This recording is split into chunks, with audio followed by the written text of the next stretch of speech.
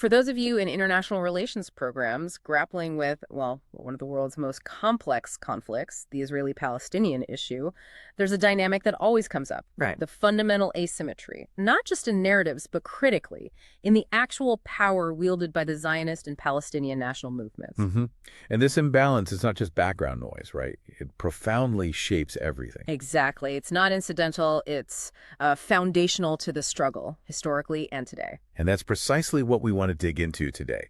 This is an academic exploration really geared towards your studies in IR, looking squarely at this power imbalance. How does it start? How does it continue? So we'll be looking at the emergence of both nationalisms, their core claims about legitimacy, their rights to the same land. And crucially, the role international involvement played, because that's huge in shaping the power dynamics you see. Right. And to ground this, we're primarily using the question of legitimacy, a comparative observation, plus some supplementary texts that shed light on that power imbalance specifically. So our mission for you today, as you listen, is really to help you move beyond maybe simplistic or polarized views. Towards a more nuanced, academically grounded understanding of why this power asymmetry exists and why it matters so much. Exactly. Equipping you with a clearer analytical lens. Okay, so let's start at the beginning. The origins, both movements taking shape late 19th, early 20th centuries. What were the initial sparks, the core claims? What's fascinating from an IR perspective is seeing them develop almost in parallel, but on such different tracks. Zionism, is deeply influenced by European nationalism, a key concept for you, and pushed forward by rising anti-Semitism. Yeah. The goal was a sovereign homeland. And its claims were based on Historical connection, religious significance tied to Eretz Israel, the land of Israel. Palestinian nationalism, emerging a bit later, often seen as a response.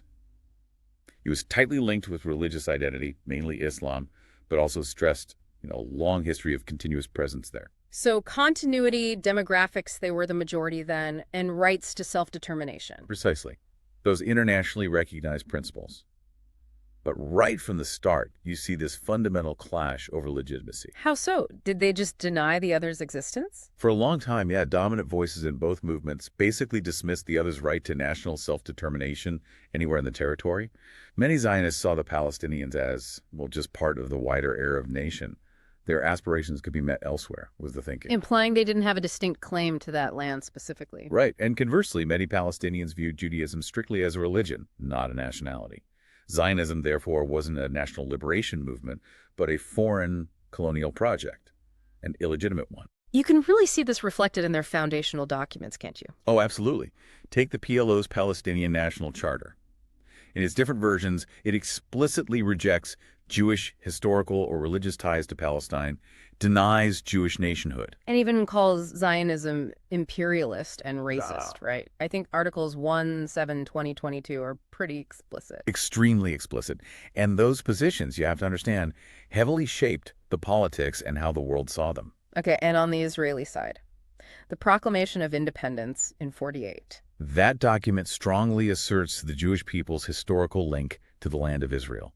It talks about the spiritual, religious, national identity formed there. It points to the Zionist Congress, Herzl, the Balfour Declaration. The Balfour Declaration, Britain's support. That was huge internationally. Absolutely. And the League of Nations mandate incorporating it. These were framed as international validations of their right to, quote, reestablish their national home. For IR students, understanding how these declarations function in diplomacy and law is critical. It really highlights the radically different narratives of legitimacy. Yeah, this is quite interesting for anyone studying nationalism. You see attempts by both sides to kind of undermine the historical basis of the other's claim. Ben-Gurion, for instance, floated this idea that Palestinian Arabs were actually descendants of ancient Jews who'd converted to Islam. Sort of. They're really us, just changed. Kind of. And on the other side, some Palestinian thinkers tried to claim descent from even earlier peoples, like the Canaanites, to establish an older, pre-Jewish connection to the land, competing histories as a tool for legitimacy. Fascinating. Now, turning to the international stage, it seems the early involvement really tilted the scales, contributing to that power imbalance we're talking about. That's a critical piece. Early on, key international players, especially Great Britain, were quite receptive to the idea of a, quote, Jewish kingdom. This led directly to the 1917 Balfour Declaration. And you have to see that in its WWI context, right? Britain's strategic interests. Absolutely. Geopolitics were central. But the effect was profound.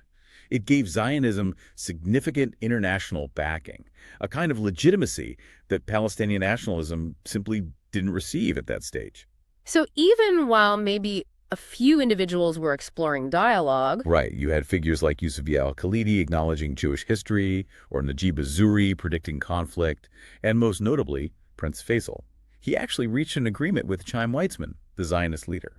Faisal's position seems quite remarkable for the time. He recognized the Zionist movement. He did. He called for cooperation, even recognized the Balfour Declaration in his letters. He saw it as a national movement, not just imperialist. It was quite forward-thinking. But his views weren't widely shared. No, and that's key. As Maoist points out, Faisal didn't really represent the dominant Arab nationalist feeling. His own legislative body, the General Syrian Congress, strongly opposed Zionism and Balfour.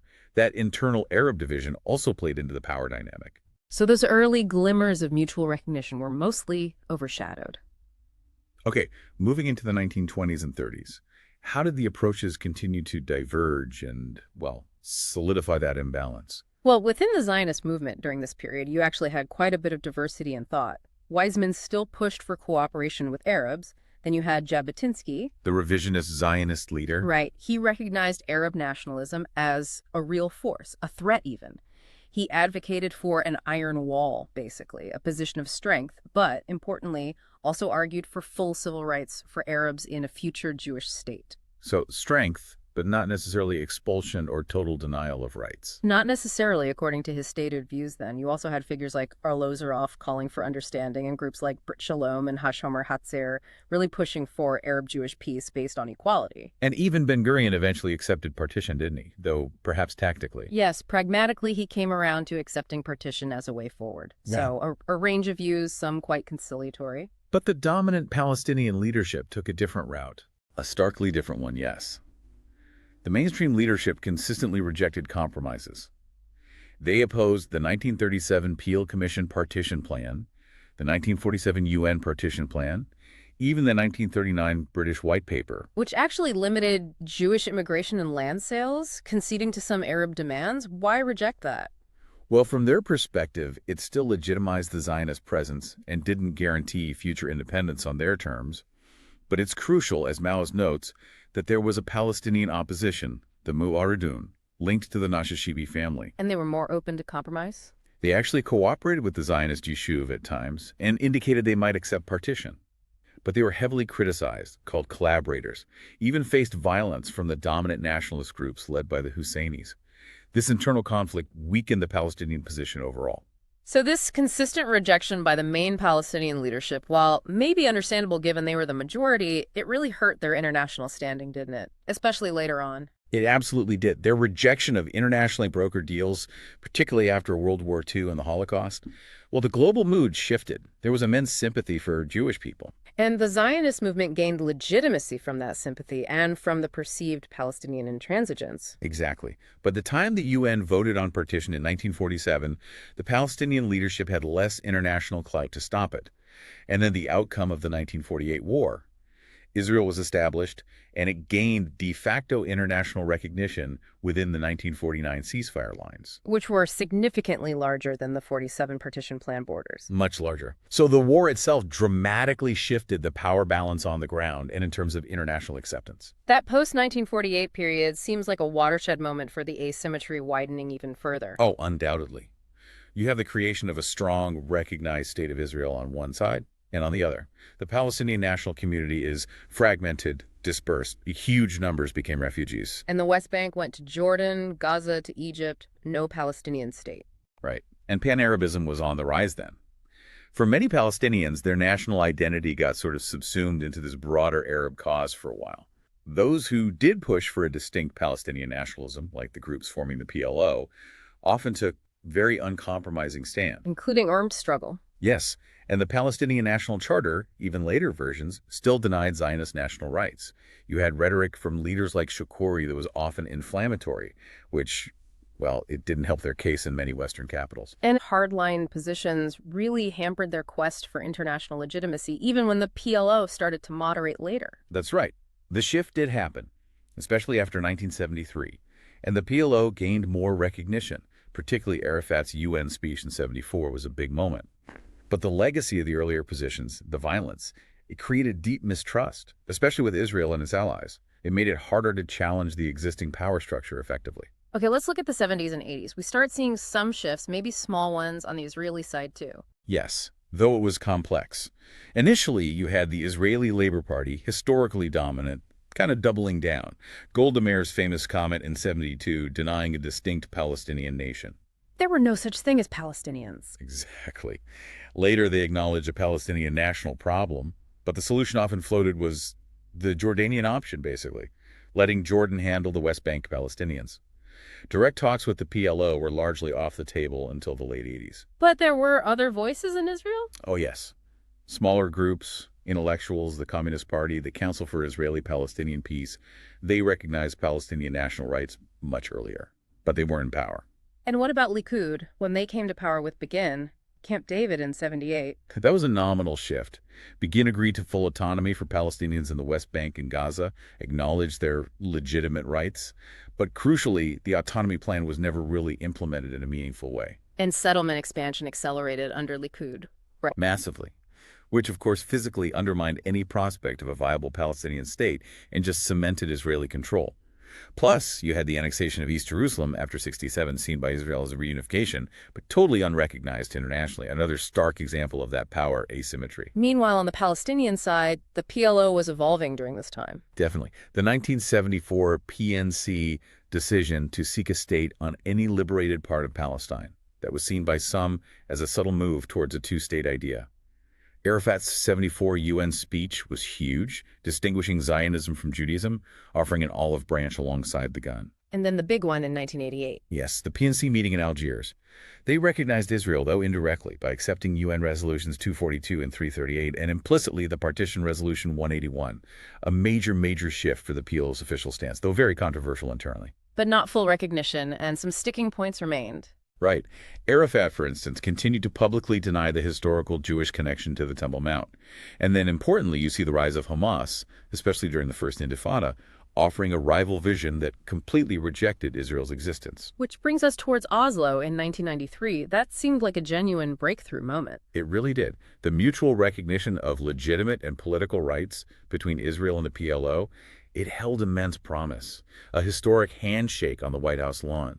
A potential end to the core conflict based on two states. But it didn't stick. Why did Oslo ultimately fail? Oh, it's complex. A combination of factors, terrible violence, especially suicide bombings by groups like Hamas who oppose the accords, continued Israeli settlement expansion which undermined trust in Palestinian belief in a viable state, the assassination of Rabin. Ultimately, the process stalled and then collapsed into the Second Intifada, a real tragedy. And since then, we've seen various attempts, but no lasting agreement. No. There was Sharon's later acceptance, kind of conditional, of a Palestinian state, right, and the Gaza withdrawal in 2005. Olmert made a very detailed peace offer in 2008, which Abbas didn't accept at the time. Netanyahu gave a speech in 2009 conditionally accepting a demilitarized Palestinian state. But with lots of conditions, right? United Jerusalem, no refugee return, recognition of Israel as a Jewish state. Exactly. Conditions that Palestinians found largely unacceptable. So despite these moves, the core issues, Jerusalem, refugees, settlements, borders, remain unresolved. Deadlock. Yet internationally, there seems to be a pretty solid consensus favoring a two-state solution. Overwhelmingly so. Yeah. You've got the Arab Peace Initiative, the Quartet's Roadmap, numerous UN Security Council resolutions like 1397, the Annapolis Process, the UN General Assembly vote upgrading Palestine's status. There's broad agreement that two states is the way. And Mao suggests that failure to achieve this could lead to growing isolation for Israel. Yes, that's his observation. The persistence of the occupation and the lack of a political horizon carry real risks for Israel's international standing in the long run.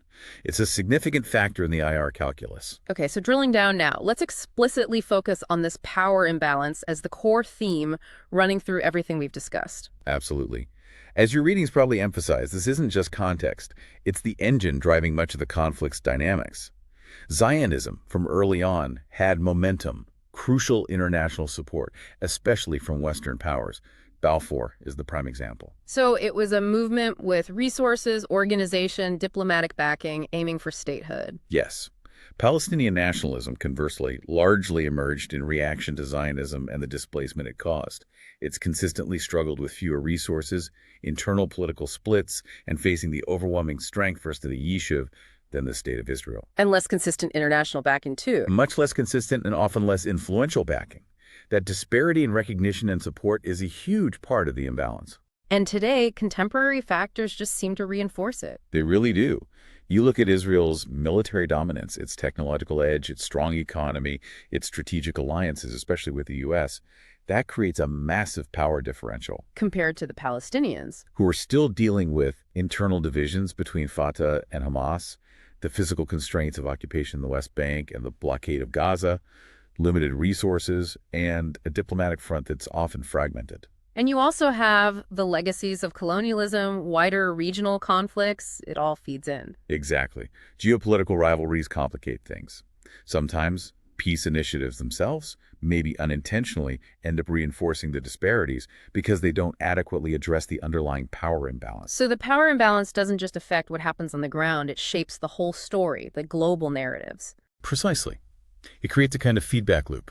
The more powerful side often has its narrative amplified, validated more easily in international forums. It makes it harder for Palestinian perspectives to get equal weight. That's crucial for you as IR students to analyze how power shapes discourse. So given this deep structural imbalance, what are the pathways forward? How can this actually be addressed for a resolution to be possible, let alone just and sustainable?